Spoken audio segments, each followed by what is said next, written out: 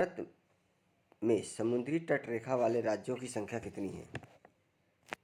भारत में समुद्री तट रेखा वाले राज्यों की संख्या कितनी है? मेरी आवाज़ आप सबको आ रही है? अगर आ रही हो तो एक बार कमेंट कर दीजिए। कितनी है? 7 है, 8 है, 19 है या 9 है? कितनी है? तो 9 है। गुजरात से लेकर बंगाल तक आप लोग जोड़ लेना, 9 राज्य आपको मिलेंगे देखने को। सबसे लंबी तटीय रेखा वाला राज्य, सबसे लंबी तटीय रेखा वाला राज्य, जब तटीय शब्द आ जाता है तो तटीय का मतलब होता है कि जो समुद्र के किनारे हो। ठीक है, जिस राज्य का जो मतलब बॉर्डर है वो किससे सटा हुआ होना चाहिए? समुद्र से सटा हुआ होना चाहिए। तो सबसे लंबी तटीय रेखा वाला राज्य है गुजरात। हालांकि ये सभी राज्य जो है कि समुद्र के तटीय पर हैं, लेकिन सबसे ज़्यादा जो एरिया कवर करता है कौन करता है? गुजरात करता है। अपने आकार व विविधता के कारण भारत किस रूप में जाना जाता है? उपमहाद्वीप, द्वीप, महाद्वीप सॉरी, इनमें से कोई नहीं। प्रश्न नंबर 78 का उपमहाद्वीप जाना जाता है। उपमहाद्वीप क्यों जाना जाता है? क्योंकि हमारे भारत में जितने भी राज्य हैं, प्रत्येक राज्य के अपने अलग अलग कल्चर हैं, अलग अलग संस्कृति है, अलग अलग भाषाएं हैं, अलग अलग रहन सहन है, अलग अलग खान पान है। जिस तरीके से हम लोग देखते हैं कि पूरे अमेरिका में एक खान पान है, एक रहन सहन है, उसी तरीके से हमारे भारत में जितने राज्य उतने रहन सहन, उतने खान पान, उतनी संस्कृति। इसीलिए भारत को उपमहाद्वीप भी कहा जाता है। पूरे दुनिया में मैं तो समझता हूँ कि हमारे देश से अच्छा कोई और देश नहीं है। भारत बहुत ही अच्छा देश है और हमारी जो संस्कृति है बहुत ही विराट है और बहुत ही लुभावनी है, जो बिल्कुल समझ लीजिए कि मैं इसलिए कहता हूँ ना आप लोगों से कि एक बार साहित्य को पढ़ो, आप जाके एकदम अभिभूत हो जाएंगे आप। खैर चलो, अभी आपको समय नहीं मिल रहा है, आफ्टर सिलेक्शन अगर टाइम मिले तो साहित्य को पढ़ना, यकीन मानो एकदम खो जाओगे। ठीक है, और जो भी आप लोग एक दूसरे की मतलब कहते हैं ना कि बुराई करना, ये करना, वो सब भूल जाओगे, करना ही करोगे ही नहीं आप ये सब, जब अपने देश की संस्कृति और अपने देश के साहित्य को आप अच्छे से पढ़ लेंगे जाके। ठीक है, चलिए खैर आगे बढ़ते हैं। भारतीय समाज की प्रमुख विशेषता है, भारतीय समाज की प्रमुख विशेषता है अशिक्षा, स्वावलंबन, अनेकता में एकता, प्रादेशिकता। समाज की प्रमुख विशेषता पूछा गया तो अशिक्षा तो होगा नहीं, है कि नहीं? अनेकता में एकता है हमारे देश की, यही सबसे बड़ी बात है, क्योंकि हमारे देश में कितनी सारी जातियां हैं, कितने सारे धर्म हैं, उसके बाद भी अनेकता में क्या है? एकता है। जब देश की बात आती है तो सभी लोग सीना चौड़ा करके एकदम कूद पड़ते हैं जंगे मैदान में। यही अपने देश की सबसे बड़ी विशेषता है।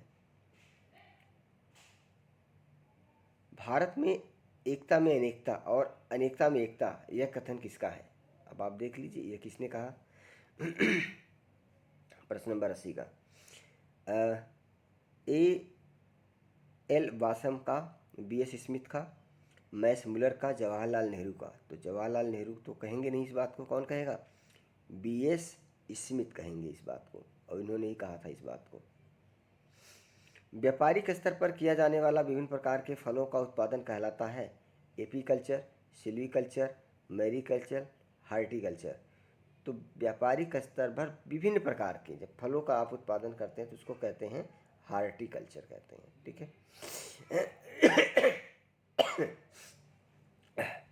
सॉरी। बागामी कृषि व्यापक है कैलिफोर्निया में, मिसिसिपी घाटी में, कैरिबियन क्षेत्र में, नील नदी घाटी में। प्रश्न नंबर 82 का कहाँ पे है? कैलिफोर्निया में है। कहाँ पे है? कैलिफोर्निया में। प्रश्न नंबर 83 पे आ जाइए। कुजबास कोयला क्षेत्र निम्नलिखित में से किस राज्य में स्थित है? कुजबास कोयला क्षेत्र निम्नलिखित में से किस राज्य में स्थित है? कजाकिस्तान, रूस, पोलैंड, यूक्रेन। प्रश्न नंबर 83 का कहाँ पे है ये? रूस में स्थित है ये। रूस बेसिन कोयला उत्पादक देश किस देश में स्थित है? Hungary, Poland, Germany, France. प्रश्न नंबर 84 का आप लोग बताएं क्या हो जाएगा? जर्मनी हो जाएगा। अच्छा, एक अपडेट आप लोगों को देना था मुझे यूपी टेट सीटेट से रिलेटेड। सीटेट की परीक्षा दिसंबर में होने जा रही है और इसमें काफ़ी बदलाव किए जा रहे हैं। ठीक है, जैसा कि आज के समाचार पत्रों में छपा है और आप लोगों ने देखा भी होगा, जो भी न्यूज़पेपर मंगवाते होंगे अपने घर पे। नहीं मंगाते हैं तो सोशल मीडिया पे आप जाकर देख सकते हैं।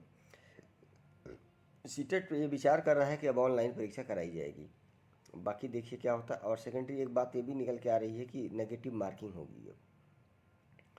ठीक है, तो इसलिए आप लोग अब समझ लीजिए कि बढ़िया वाली तैयारी होनी चाहिए। नेगेटिव मार्किंग का मतलब यह है कि अगर आपने एक क्वेश्चन गलत कर दिया तो एक सही क्वेश्चन को भी ले डूबेगा। इसका कम से कम 1/4 हिस्सा तो ले डूबता है। मतलब अगर एक क्वेश्चन आप सही करते हो आपको 1 नंबर मिलता है, अगर आपने एक गलत कर दिया तो आपके 1.25 नंबर कट गए, तो नुकसान हो गया ना। एक क्वेश्चन गलत करने का ज़्यादा नुकसान होता है। चलिए, गले में है दिक्कत, खैर कोई नहीं। सुबह से लगे हैं टीजीटी वालों को पढ़ाने में। अब फ्री होके आप लोगों को कराया जा रहा है, मतलब पढ़ाया जा रहा है, टेस्ट सीरीज कराई जा रही है आप सभी को। तो घबराने की कोई बात नहीं है। परीक्षा कितनी भी कठिन हो, आपका मेहनत भी कठिन होना चाहिए, परीक्षा अपने आप निकल जाएगी। प्रश्न नंबर 84 का हमने बता दिया 3 होगा। प्रश्न नंबर 85 पे आ जाओ। ढाका प्राचीन काल में किस लिए प्रसिद्ध था? जूट के लिए, हीरा के लिए, मलमल के लिए, चावल के लिए। ढाका जो इस समय बांग्लादेश की क्या है? राजधानी है, कैपिटल है। प्रश्न नंबर 85 का तो क्या हो जाएगा? मलमल के लिए प्रसिद्ध था।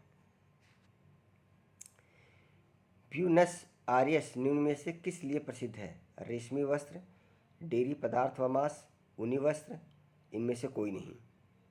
86 का तो डेयरी पदार्थ व मांस के लिए प्रसिद्ध है। निम्न में से कौन सर्वाधिक औद्योगिकृत देश है? Malaysia, Bangladesh, Singapore, Nepal. प्रश्न नंबर 87 तो कौन सा है? सिंगापुर है। आंतरिक जल यातायात हेतु सबसे उपयुक्त एवं महत्वपूर्ण नदी है? राइन, मिसिसिपी, कांगो या ये सभी। प्रश्न नंबर 88 का तो कौन सी नदी है आंतरिक जल यातायात के लिए? राइन नदी है। निम्नलिखित में से किस महाद्वीप में आंतरिक जलमार्ग का सर्वाधिक विकास हुआ? दक्षिण अमेरिका, उत्तरी अमेरिका, यूरोप, एशिया। प्रश्न नंबर 89 तो यूरोप में हुआ है। सौरमंडल का सर्वाधिक गर्म ग्रह कौन सा है? बुध, पृथ्वी, मंगल, शुक्र। तो कौन सा है? शुक्र ग्रह है। पृथ्वी से निकटतम दूरी पर स्थित ग्रह, निकटतम दूरी पर स्थित पृथ्वी के तो 2 ग्रह हैं, एक तो मंगल है और एक क्या है? एक शुक्र है। तो मंगल इसमें ऑप्शन दिया नहीं तो क्या हो जाएगा? शुक्र हो जाएगा, क्योंकि शुक्र के बाद मंगल आता है, मंगल के बाद शुक्र के बाद पृथ्वी है, पृथ्वी के बाद मंगल ग्रह है। तो आप इस बात का ध्यान रखिएगा, निकटतम दूरी पूछा गया है तो शुक्र और मंगल ही पृथ्वी के निकटतम है। निकटतम का मतलब ये नहीं कि बिल्कुल सटे हुए हैं, लाखों किलोमीटर की दूरियाँ हैं इनके बीच में भी। ठीक है, क्योंकि हम सौरमंडल में देखते हैं तो हमें नज़दीक दिखाई देता है, लेकिन अगर निकटतम की बात करेगा प्रश्न पूछेगा तो आप हमेशा इस बात का ध्यान रखें, शुक्र ग्रह और मंगल ग्रह ही पृथ्वी के निकटतम हैं, बाकी उसके बाद हैं सब। तो या तो शुक्र ऑप्शन में मिलेगा या तो मंगल मिलेगा, बाकी अदर ऑप्शन तो मिलेंगे। चलिए, प्रश्न नंबर 92 निम्नलिखित में से किस ग्रह को सुबह का तारा कहा जाता है? किस ग्रह को सुबह का तारा कहा जाता है? क्योंकि हमारे यहाँ जो सभ्यता रही है, पाठ पूजा में इन सब चीज़ों में बहुत ध्यान दिया जाता है, तो आप लोग समझ सकते हैं किसको कहा जाता है? शुक्र को कहा जाता है। सुबह सुबह उठते हैं कहेंगे शुक्र का तारा दिखाई दे रहा है। निम्नलिखित ग्रहों में से किसे सौंदर्य का देवता कहा जाता है? तो शुक्र को ही सौंदर्य का देवता भी कहा जाता है। सबसे अधिक चमकीले ग्रह का जो नाम है, उपाधि है, वो किसकी है? तो वो भी किसको है? शुक्र को ही है। तो शुक्र से संबंधित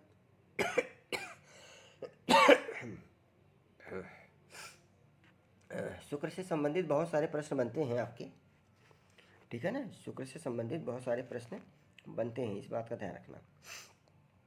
सूर्य की परिक्रमा के दौरान पृथ्वी सूर्य से अधिकतम दूरी पर किस महीने में होती है? अधिकतम दूरी पर, अधिकतम जब अधिकतम दूरी पर होगी तो क्या होगा? ठंडी होगी, गर्मी होगी? इस बात का आप लोग ज़रूर बताएं। लगभग समान रहता है मौसम। तो कौन सा महीना होता है? जुलाई होता है, वो अधिकतम दूरी पर होती है। ठंडी गर्मी का रीज़न अलग है, उसके लिए हम आपको बाद में बता देंगे। सूर्य और पृथ्वी के मध्य अधिकतम दूरी होती है। अधिकतम दूरी अभी आप लोगों ने देखा जुलाई में ही है, तो फिर कहाँ पे होगी? जुलाई में होगी। ये देखिए, ये टेक्निक होता है आपका, ये तरीका होता है कि क्या हो सकता है नहीं। अगर आपको क्वेश्चन नहीं पता है तो ऐसे भी कर सकते हैं आप, लेकिन 4 जुलाई याद रखना। सूर्य और पृथ्वी के मध्य न्यूनतम दूरी होती है 3 दिसंबर को, 3 जनवरी को, 3 जून को, 3 सितंबर को। तो न्यूनतम रहेगी दूरी, तो बताइए जल्दी से क्या होगा इसका? 3 जनवरी को। 3 जनवरी को क्या रहेगा? न्यूनतम दूरी रहेगी। और 4 जुलाई को क्या रहेगा? अधिकतम दूरी रहेगी सूर्य और पृथ्वी के बीच में। इस बात का विशेष रूप से ध्यान रखना। पृथ्वी को उसके काल्पनिक अक्ष पर घूमने को क्या कहते हैं? पृथ्वी को उसको काल्पनिक अक्ष पर घूमने को क्या कहते हैं? ये प्रश्न आप सभी को मैं बताना चाहता हूँ, कई बार एग्ज़ाम में पूछा जा चुका है। ठीक है, और सीटेट का पेपर अगर आप लोग उठा के देख लेंगे तो सीधा सीधा प्रश्न है ये। पृथ्वी को उसके काल्पनिक अक्ष पर घूमने को क्या कहते हैं? गोल्डन परिभ्रमण कक्षा 98, तो क्या कहेंगे? गोल्डन कहेंगे। और एक जानकारी आप सबको बता दूं, 2022 में आपको मतलब 2021 में प्राइमरी का सुपर टेट तो देखने को मिलने जा रहा है, वैकेंसी आ रही है, लेकिन 22 में भी जूनियर हाई स्कूल की भर्ती आ रही है। 22 में आपको केंद्रीय विद्यालय की भर्ती देखने को मिलेगी, नवोदय विद्यालय की भर्ती देखने को मिलेगी, और सभी भर्तियां लगभग 7,000 8,000 होंगी। और DSSB के थ्रू भी आपको करीब 12 से 13,000 वैकेंसी जनवरी या फरवरी में देखने को मिलेंगी। ठीक है, तो इसलिए जो अभी सीटेट का एग्ज़ाम आने वाला है उसको आप ध्यान में रखना, जितने भी बीएड अभ्यर्थी हैं और बीटीसी अभ्यर्थी हैं, क्योंकि ये UP TET, CTET, super TET के लिए स्पेशल क्लासेस चलाई जा रही हैं आपके लिए। तो आप ये मान चलिए कि 1 साल ढंग से अपना लगा दीजिए, आप टीचर बन जाओगे। पृथ्वी तथा सूर्य के मध्य सर्वाधिक दूरी किस दौरान होती है? अत्यंत उत्तर अयनांत, दक्षिण अयनांत, अपसौर उपसौर। अपसौर उपसौर के बारे में मैंने आपसे इससे पहले जो है कि सामाजिक विज्ञान का जब हम पहला सेट कर रहे थे तो उसमें भी मैंने आपको बताया था। तो एक बार आप लोग जल्दी से आंसर दीजिए, क्या होगा इसका? सर्वाधिक दूरी के लिए क्या होता है? अपसौर होता है।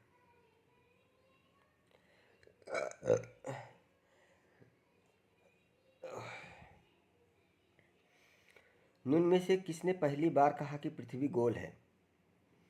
स्ट्रैबो ने, अरिस्टोटल ने, कोपरनिकस ने, इनमें से कोई नहीं। प्रश्न नंबर 100 का अरिस्टोटल ने कहा, कोपरनिकस मत लगा देना।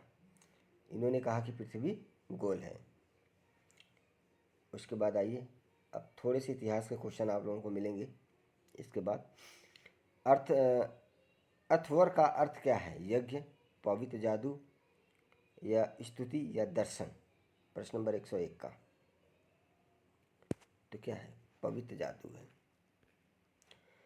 प्राचीनतम व्याकरण अष्टाध्यायी के रचनाकार हैं गौतम, कपिल, पाणिनि, पतंजलि। प्राचीनतम व्याकरण अष्टाध्यायी के रचनाकार हैं गौतम, कपिल, पाणिनि या पतंजलि।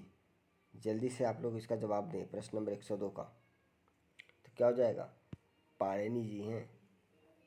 ठीक है, ये इतिहास के पहले पेज पे लिखा रहता है। आदि काव्य की संज्ञा किसे दी जाती है? आदि काव्य की संज्ञा किसे दी जाती है? महाभारत, रामायण, गीता, भागवत पुराण। प्रश्न नंबर 103 का जवाब दें आप लोग फटाफट जल्दी से। एकदम सुस्त चल रहे हैं, एक तो 4-5 लोग से ज़्यादा आ नहीं रहे हैं, टीजीटी में लगे पड़े हैं सब। खैर चलो, टीजीटी निकल जाए वो भी अच्छी बात है। प्रश्न नंबर 103 का जवाब अभी तक नहीं आया है, तो कौन सा है? रामायण को आदि काव्य भी कहा जाता है। चलिए खैर, प्राचीनतम पुराण है भागवत पुराण, विष्णु पुराण, वायु पुराण, या मत्स्य पुराण। प्रश्न नंबर 104 का तो कौन सा प्राचीनतम है? मत्स्य पुराण है। ये सब देखिए, लोग कहते हैं काल्पनिक कथाएं हैं, बिल्कुल काल्पनिक कथाएं होंगी, क्योंकि इसकी सत्यता की जांच मैं नहीं कर सकता ना तो आप कर सकते हैं, जितने लोग भी देख रहे हैं। लेकिन हमारे देश की जो संस्कृति है मुझे लगता है कि उसको अपनाना चाहिए। और एक चीज़ मैं आपको यहाँ बता देना चाहता हूँ कि जीत तभी होगी जब कोई हारेगा। अगर कोई जीतेगा तो कोई हारेगा भी। अगर अच्छाई है तो बुराई भी है, क्योंकि ये जो वेद है ना दोस्तों, इस वेद में कुछ कमियां भी हैं, तो लोग इस कमियों को बहुत गिनाते रहते हैं कि ये कमियां हैं, वो कमियां हैं। बिल्कुल हैं, कोई दिक्कत नहीं है, लेकिन अच्छाइयाँ भी तो हैं इसकी। हम कहते हैं कि हम कमियों को ज़्यादा ज़्यादा देखते हैं, हमें अच्छाइयों को देखना चाहिए ना भाई। कोई किसी भी व्यक्ति के बारे में मैं देखता हूँ, लोग उसकी कमियाँ गिनाने लग जाएंगे। कमियाँ तो बाद में गिनाओ, पहले आप देखो कि उसके अंदर अच्छाई क्या है। जो उसके अंदर अच्छाई है उसको अपनाओ, जो कमियाँ हैं उसको छोड़ दो, है ना। मैं देखता हूँ लोग सुधारने लग जाते हैं लोगों को। तो मैं यहाँ पे वेद से रिलेटेड बात कर रहा था, क्योंकि काफ़ी लोग जो है ना इसका मतलब वेद वगैरह जो हमारे देश के हैं, हमारे भारत की जो संस्कृति है, ऋग्वेद है, अर्थवेद है, महापुराण है, रामायण है, महाभारत है, ये सभी चीज़ें लोग जो है ना इसका काफ़ी विरोध भी करते हैं, अपमानजनक टिप्पणियाँ भी करते हैं। तो मुझे लगता है कि ये सब चीज़ सही नहीं है, क्योंकि इसमें सुधार नहीं किया जा सकता। और कमी, जैसा कि मैंने बोला ना, अगर कोई हारेगा तो कोई जीतेगा, बस वही से आप समझ लीजिए। एक विनर होगा, मतलब एक सफल होगा, एक क्या होगा, असफल होगा। तो जल्दी से बताइए, पवित्र नदी माना गया है, ऋग्वेद में सबसे पवित्र नदी किसे माना गया है? सिंधु को, परुषणी को, सरस्वती को, शतुद्री को। प्रश्न नंबर 105। तो कौन सी नदी है वो? सरस्वती नदी को उस समय पवित्र नदी माना जाता था। वैदिक समाज की आधारभूत इकाई थी। इतिहास के क्वेश्चन आपके शुरू हो गए हैं। वैदिक समाज की आधारभूत इकाई थी ग्राम, विष, जन, कुल, कुटुंब। प्रश्न नंबर 106 का कुल और कुटुंब था। संस्कारों की कुल संख्या कितनी है? 15, 16, 14, 18, 15, 16, 14 एंड 18। प्रश्न नंबर 107 का जवाब दीजिए। तो कितने हैं? 16 है। कहते हैं ना 16 श्रृंगार करके, इस तरीके से हमारे यहाँ कही जाती है। तो हमारी संस्कृति है देश की ये। गायत्री मंत्र की रचना किसने की? विश्वामित्र ने, वशिष्ठ ने, इंद्र ने, परीक्षित ने। प्रश्न नंबर 108 के, तो किसने करी थी? विश्वामित्र ने की थी गायत्री मंत्र की रचना। और गायत्री मंत्र पढ़ना, बड़ा सुकून मिलेगा आप लोगों को, एक बार पढ़ के देखना। प्राचीनतम विवाह संस्कार का वर्णन करने वाला विवाह सूक्त किसमें पाया जाता है? यजुर्वेद में, सामवेद में, ऋग्वेद में। प्रश्न नंबर 109। प्रश्न नंबर 109 का जवाब दीजिए। तो किसमें पाया जाता है? ऋग्वेद में पाया जाता है। कबीर के गुरु थे, कबीर दास के गुरु थे रामदेव, वल्लभाचार्य, रामानुज, रामानंद। कौन थे? रामानंद थे। संत कबीर का जन्म, संत कबीर का जन्म कहाँ हुआ था? मगहर, दिल्ली, हैदराबाद, मथुरा।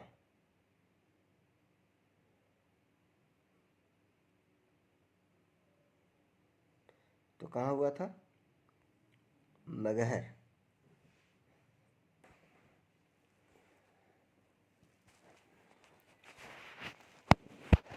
मैं आप लोगों को थोड़ा सा संत कबीर के बारे में बताना चाहता हूँ। मगहर,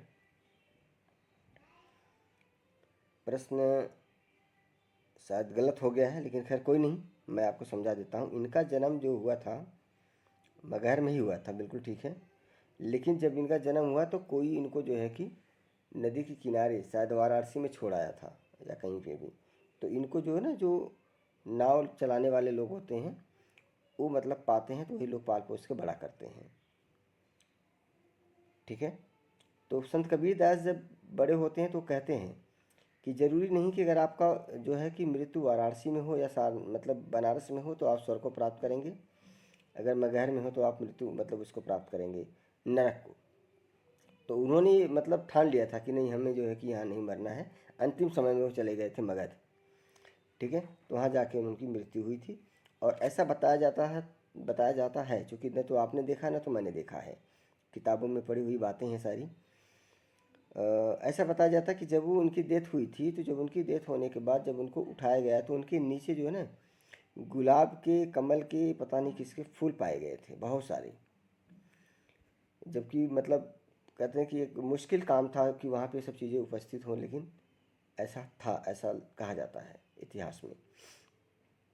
तो आप लोग एक बार ज़रूर पढ़ना, बहुत अच्छे अच्छे इन्होंने दोहे कहे हैं। भक्त तुकाराम कौन से मुगल सम्राट के समकालीन थे? भक्त तुकाराम, अकबर, जहांगीर, औरंगजेब, बाबर। प्रश्न नंबर 111, सॉरी 112 का। तो किसके थे? जहांगीर के समय में थे। ठीक है, क्योंकि मेरी आवाज़ थोड़ा कभी डाउन हो जाएगी, कभी थोड़ा सा अप हो जाएगी। रीज़न क्या है कि मैं सुबह से लगा पड़ा हूँ टीजीटी वालों को पढ़ाने में। ठीक है, तो आप लोग लीड लगा के सुनना तो अच्छे से सुनाई देगा आप लोगों को। अद्वैतवाद के सिद्धांत के प्रतिपादक कौन थे? रामानुज, शंकराचार्य, मध्वाचार्य, विवेकानंद। प्रश्न नंबर 113 के। तो कौन थे? शंकराचार्य थे। किस संत ने ईश्वर को अपने पास अनुभव करने के लिए नृत्य एवं गीतों को माध्यम बनाया था? शंकर देव ने, ज्ञान देव ने, चंडीदास ने, चैतन्य महाप्रभु ने। प्रश्न नंबर 114, किसने बनाया था? चैतन्य महाप्रभु ने बनाया था। ब्रिटिश सरकार ने महात्मा गांधी को जो उपाधि दी थी और जिसे उन्होंने असहयोग आंदोलन में वापस कर दिया था, वो क्या थी? हिंद केसरी, राय बहादुर, कैसर हिंद, द राइट ऑनरेबल। प्रश्न नंबर 115 का। तो कैसर ये हिंद की उपाधि थी और उन्होंने असहयोग आंदोलन के दौरान वापस कर दिया था। और आप लोगों ने देखा होगा कि मोदी की सत्ता जब से आई है, यहाँ पर भी कई लोगों ने अपनी उपाधि को क्या किया था? वापस कर दिया था। भारत के राष्ट्रीय ध्वज का डिज़ाइन किसने तैयार किया था? वेरी वेरी मोस्ट इम्पॉर्टेंट प्रश्न है ये, वेरी वेरी मोस्ट इम्पॉर्टेंट। वैसे सबको पता होना चाहिए, अगर नहीं पता है तो कोई बात नहीं, आज जान लीजिए। Annie Besant, Sarojini Naidu. महात्मा गांधी तो बनाएंगे नहीं, सरोजिनी नायडू भी नहीं बनाएंगी। हाँ, सरोजिनी नायडू हमारे देश की प्रथम महिला राज्यपाल थी और एनी बेसेंट प्रथम महिला कांग्रेस अध्यक्ष। महात्मा गांधी को आप लोग जानते ही हैं, हमारे देश के राष्ट्रपिता हैं कहे जाते हैं। ये मैडम भीखाजी कामा थी। कौन थी? मैडम भीखाजी कामा। व्यक्तिगत सत्याग्रह में विनोबा भावे को प्रथम सत्याग्रही चुना गया था। दूसरे सत्याग्रही कौन था? जब व्यक्तिगत सत्याग्रह शुरू किया गया था तो पहले तो इनको चुना गया, किसको? विनोबा भावे को। दूसरा किसको चुना गया, ये बताना है आपको। राजेंद्र प्रसाद को, सरदार वल्लभ भाई पटेल को, जवाहरलाल नेहरू को। किसको चुना गया? जवाहरलाल नेहरू को चुना गया। लॉर्ड हार्डिंग ने बंगाल विभाजन किस वर्ष रद्द किया? तो 1905 में बंगाल का विभाजन हुआ था। इस बात का ध्यान रखना, कब हुआ था? 1905 में। और रद्द कब कर दिया गया? 1911 में रद्द कर दिया गया। अलीपुर बम कांड में अरविंद घोष का बचाव किस वकील ने किया था? बीसी पाल ने, फूलाभाई देसाई ने, सीआर दास ने, मोतीलाल नेहरू ने। तो किसने किया था? सीआर दास ने। सीआर दास और मोतीलाल नेहरू मिलकर स्वराज पार्टी का संगठन करते हैं, स्वराज पार्टी बनाते हैं। और उस समय, जैसे आज के समय में आप लोग बीजेपी पार्टी को देख रहे हो बड़ी पार्टी, उस समय स्वराज पार्टी भी अंग्रेजों के ज़माने में बड़ी पार्टी थी। कांग्रेस को बराबर टक्कर दे रही थी ये पार्टी। लेकिन इनकी मृत्यु के बाद से स्वराज पार्टी का पतन हो गया है।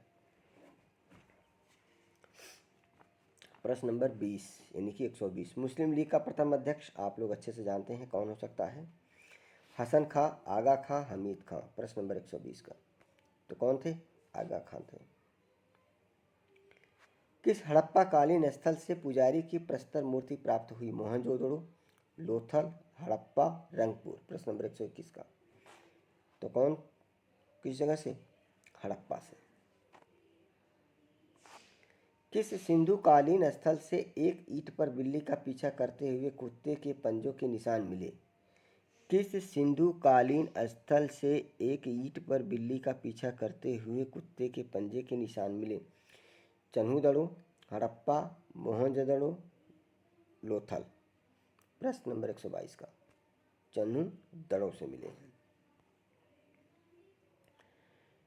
स्वतंत्रोत्तर भारत में सबसे अधिक संख्या में हड़प्पा युगीन स्थलों की खोज किस प्रांत में की गई? हरियाणा में, पंजाब में, गुजरात में, राजस्थान में या उत्तर पश्चिमी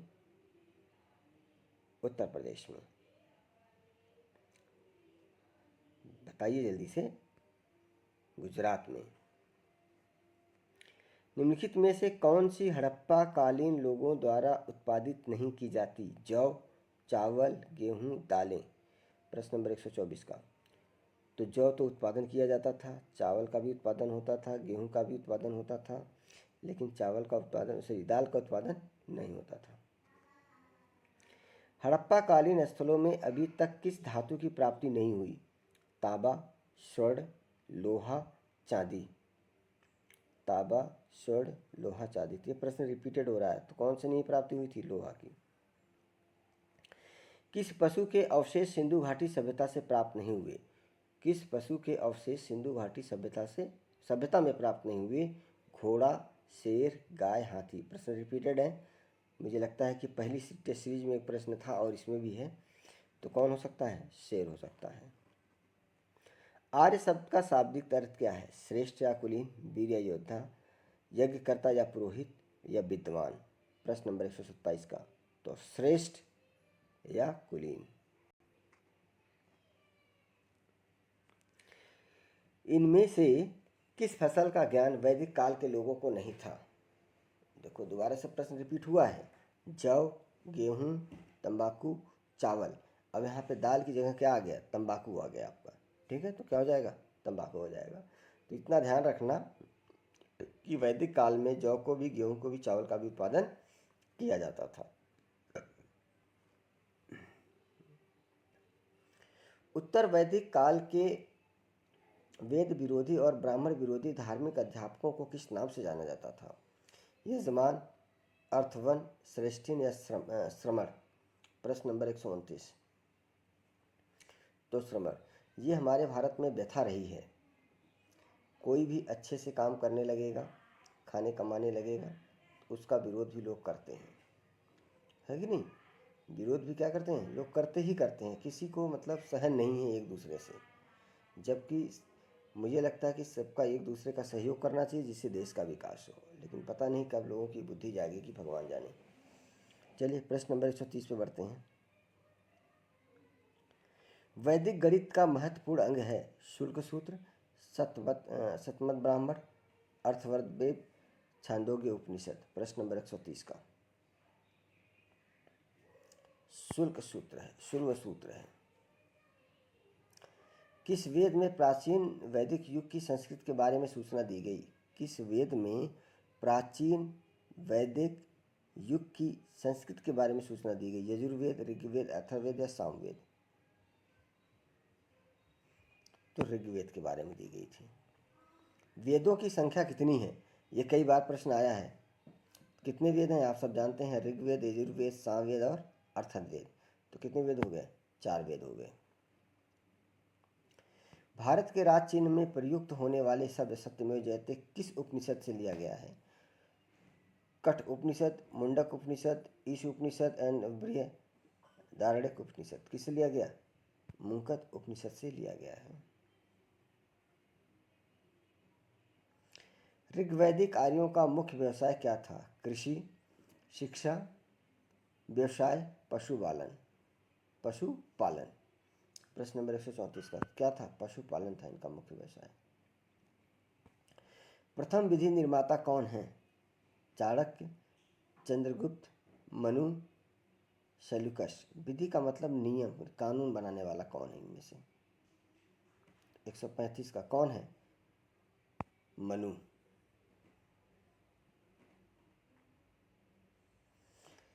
कृषि भक्ति का प्रथम और प्रधान ग्रंथ है। कृषि भक्ति का प्रथम और प्रधान ग्रंथ है महाभारत, गीत गोविंद, वेद, श्रीमद् भगवद गीता है। क्या है? श्रीमद् भगवद गीता है।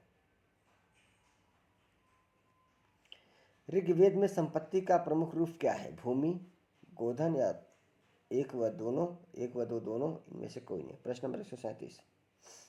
तो कौन सा हो जाएगा? गोधन। पुराणों की संख्या कितनी है? 18, 19, 20, 21। यह भी कई बार प्रश्न आया है, तो इसका सही जवाब दीजिए आप लोग। कितनी है? 18 है। पुराणों की संख्या 18 है। ये बीएड के एंट्रेंस एग्ज़ाम में भी आया हुआ है, ये आपको बताऊं मैं। जिन्होंने भी दिया होगा 2012-13 का, तो उनको देखने को मिला होगा ये प्रश्न, अगर अच्छे से याद होगा तो। नहीं याद है तो बुक्स में आप जाके देखोगे तो आपको मिल जाएगा। वैदिक धर्म का मुख्य लक्षण इनमें से किसकी उपासना थी? पशुपति, देवी माता, प्रकृति या त्रिमूर्ति? प्रश्न नंबर 139 का। तो किसकी थी? प्रकृति की थी। प्रकृति। किस देवता के लिए ऋग्वेद में पुरवंदर शब्द का प्रयोग हुआ है? किस देवता के लिए ऋग्वेद में पुरवंदर शब्द का प्रयोग हुआ है? अग्नि, इंद्र, वरुण, सोम? प्रश्न नंबर 140। तो इंद्र के लिए किया गया है। 3 ऋण शामिल हैं: देव ऋण, मातृ ऋण, पितृ ऋण, ऋषि ऋण। 3 ऋण में शामिल नहीं है। 3 ऋण है, उनमें से ऐसा कौन सा है इनमें से जो शामिल नहीं है?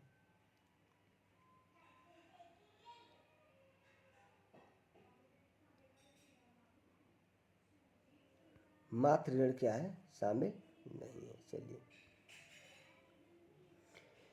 पंजाब के हिंदू शाही राजवंश को किसने स्थापित किया था? कल्लर ने, महिपाल ने, वसुमित्र ने, जयपाल ने? प्रश्न नंबर 142 का जवाब दीजिए। किसने किया था? कल्लर ने। अल बरूनी किसके शासनकाल का इतिहासकार था? बलबन के, महमूद गजनवी के, मोहम्मद बिन तुगलक के, अकबर के? अल बरूनी बहुत बड़ा नाम है, इस बात का ध्यान रखना, आप लोग अच्छे से याद कर लेना इसको। महमूद गजनवी। भारतीय इतिहास में बाजार नियमों मूल्य नियंत्रण पद्धति की शुरुआत किसने की थी?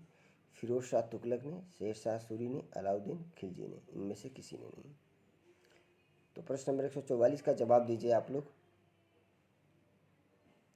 अलाउद्दीन खिलजी ने करी थी। अब देखो, थोड़ा सा समझाने की कोशिश करता हूँ मैं। मूल्य नियंत्रण पद्धति की शुरुआत किसने की? ऐसी बात कही गई। कहने का मतलब यह कि अर्थव्यवस्था से संबंधित बात है ये। जब अलाउद्दीन खिलजी सुल्तान बना था ना, आपको बताऊं, जब तक वो सुल्तान था, उदाहरण के तौर पे समझने की कोशिश करना, अगर उस समय चावल 1 रुपये किलो था, तो जब तक वो सुल्तान था तब तक चावल 1 रुपये किलो ही था। मतलब किसी भी रेट में कमी नहीं हुई, मतलब बढ़ोतरी नहीं हुई, बल्कि कमी हो गई। और आज के समय की अर्थव्यवस्था आप देख सकते हैं, पेट्रोल 100 रुपये पार, डीजल 100 रुपये पार, सरसों का तेल 200 रुपये पार। अब कोरोना ने सबकी कमर तोड़ कर रख दी है, लेकिन उसके बाद भी मोदी सरकार की आंखें नहीं खुल रही हैं। गरीब और गरीब होता जा रहा है, अमीर और अमीर होता चला जा रहा है।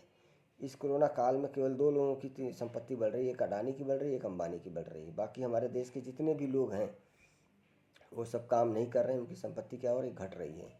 सभी बैंक घोटाले में जा रहे हैं।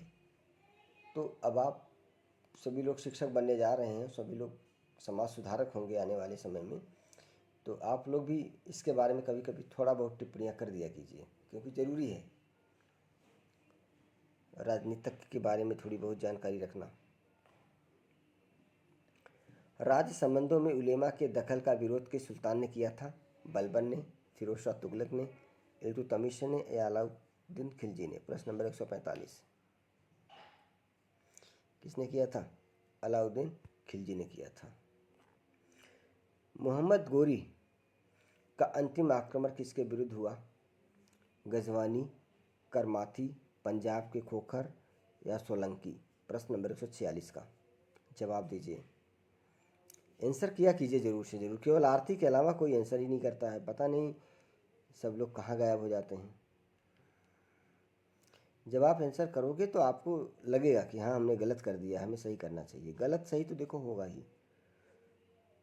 पंजाब के खोखर। तैमूर के लंग ने किसके शासनकाल में भारत पर आक्रमण किया था? तैमूर के लंग ने किसके शासनकाल में भारत पर आक्रमण किया था? शेर शाह सूरी, ये क्वेश्चन रिपीटेड है। नासिरुद्दीन महमूद तुगलक, अलाउद्दीन खिलजी? इनमें से कोई नहीं। तो कब किया था उसने? नासिरुद्दीन मोहम्मद तुगलक के समय में किया था। अमीर खुसरो ने किसके विकास में अग्रगामी की भूमिका निभाई थी? अवधी, भोजपुरी, खड़ी बोली या ब्रज भाषा? तो खड़ी बोली। भारत में पोलो खेल का प्रचलन किया था किसने? तुर्की ने, मुगलों ने, यूनानियों ने या इनमें से कोई नहीं? तो किसने किया था? तुर्की ने किया था। आप लोग अच्छे से जानते होंगे कि हुमायूं का पोलो खेलते समय हुमायूं का तो सीढ़ियों से गिरकर मृत्यु होती थी ना। कौन सा राजा था वो जो घोड़ों से खेलते हुए गिर के मर गया था? वो पोलो ही खेल रहा था वो। मैं रिकॉल नहीं कर पा रहा हूँ, तो नाम आप लोग कमेंट में बता देना मुझे, आपके लिए प्रश्न है ये। निम्नलिखित में से किस संगीत वाद्य को हिंदू मुस्लिम गान वाद्यों का सर्वश्रेष्ठ मिश्रण माना गया है? वीणा, ढोलक, सितार या सारंगी? प्रश्न नंबर 150। तो सितार को माना गया है। निम्नलिखित में से किस संगीत वाद्य को हिंदू मुस्लिम गान वाद्यों का सर्वश्रेष्ठ मिश्रण माना गया? तो सितार को माना गया है। ठीक है, तो आज आपका सामाजिक विज्ञान का टेस्ट सीरीज नंबर 3 कंप्लीट हुआ। अब आपको इसकी जो टेस्ट सीरीज नंबर 4 मिलेगी, आपको मिलेगी थर्सडे को। थर्सडे यानी कि जो अगला सप्ताह आपका स्टार्ट होगा, मंडे ट्यूसडे वेडनेसडे, उसमें हम करेंगे साइकोलॉजी और हिंदी। उसके बाद आपको फिर सामाजिक विज्ञान और ईवीएस का मिलता रहेगा। जैसे ही टेस्ट मतलब 10 आपकी टेस्ट सीरीज कंप्लीट होती है, उसके बाद आपको सीधा मैं खुद बोर्ड पे पढ़ाते हुए नज़र आऊँगा, देन हमारी फैकल्टी भी आपको बोर्ड पे पढ़ाते हुए नज़र आएगी लाइव, और आप लोग सभी अपने कमेंट करेंगे और आपके कमेंट लिए जाएंगे। ठीक है, तो मैथ में रिवीजन के लिए आरती ने कहा था कि मैथ का रिवीजन के लिए, तो मेरी पूरी कोशिश है, क्योंकि जो मैथ की वीडियोस थी रिकॉर्डेड थी वो सब डिलीटेड हो गई हैं, क्योंकि फ़ोन में और या लैपटॉप में इतने ज़्यादा स्पेस होते नहीं हैं। लेकिन मैं कोशिश करूँगा कि हम लगातार 3-4 घंटे की क्लास डायरेक्ट लाइव लेके आप लोगों को रिवीजन करा दें। मेरी पूरी कोशिश रहेगी। इसके पहले आपको